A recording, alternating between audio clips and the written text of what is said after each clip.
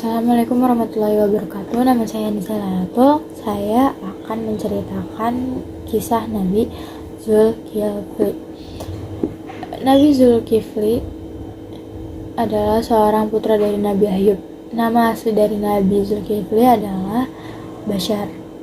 Beliau tinggal di negeri Syam yang dipimpin oleh seorang raja yang sudah tua dan tidak mampu untuk menjalankan tugasnya sebagai raja dan tidak mempunyai keturunan. Awal mula dipanggil Nabi Zulkifli adalah ketika suatu hari sang raja tengah mencari penggantinya. Ia kemudian berjanji untuk menyerahkan kekuasaan kepada siapapun yang mau bertanggung jawab dan menjalankan amanah umat serta orang-orang yang sudah bertakwa kepada Allah Subhanahu wa taala. Kemudian berdirilah seorang pemuda yang bernama Bashar sembari mengangkat tangan kanannya dan mengatakan bahwa beliau sanggup. Sang raja berulang kali bertanya kepadanya, tapi tidak ada yang menjawab selain pemuda tersebut, dan pemuda tersebut itu adalah Nabi Zulkifli atau Bashar. Kisah Nabi Zulkifli dimulai ketika raja dari kerajaan Syam tidak mempunyai keturunan, dan suatu hari dia merasa tua dan dia mencoba mencari pengganti untuk memimpin kerajaan Syam. Ia berjanji akan menyerahkan kekuasaan kepada siapapun yang sanggup dalam mengemban amanah rakyat dan orang-orang yang selama ini sudah bertakwa kepada Allah.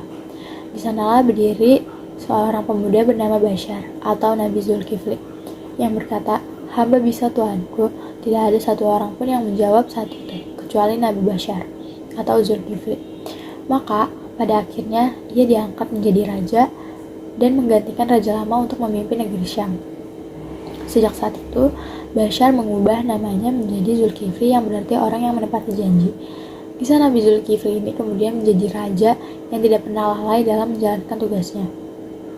Beliau memenuhi semua kebutuhan rakyatnya secara adil dan tanpa masalah. Suatu waktu muncullah pemberontakan dari orang-orang yang durhaka kepada Allah. Nabi Zulkifli meminta diantaranya dan rakyatnya untuk datang ke medan perang. Namun dari sebanyak rakyat yang untuk datang mengunjungi medan perang, tidak seorang pun itu berani untuk memulai perang karena takut nyawanya akan diambil atau akan mati.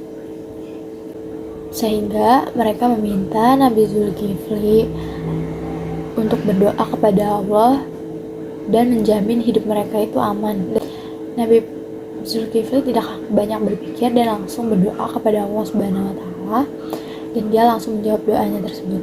Kemenangan dicapai tanpa ada yang terbunuh dalam pertempuran dengan izin Allah Subhanahu wa taala. Selanjutnya, kisah kesabaran Nabi Zulkifli diuji oleh rakyatnya. Setelah menjadi raja, kisah Nabi Zulkifli tidak luput dari berbagai cobaan, termasuk yang datang dari kaumnya sendiri.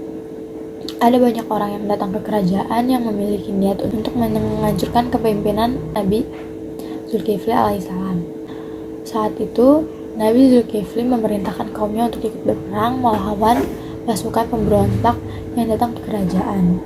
Namun, orang-orang yang dia perlakukan dengan baik menolaknya dengan alasan takut mati.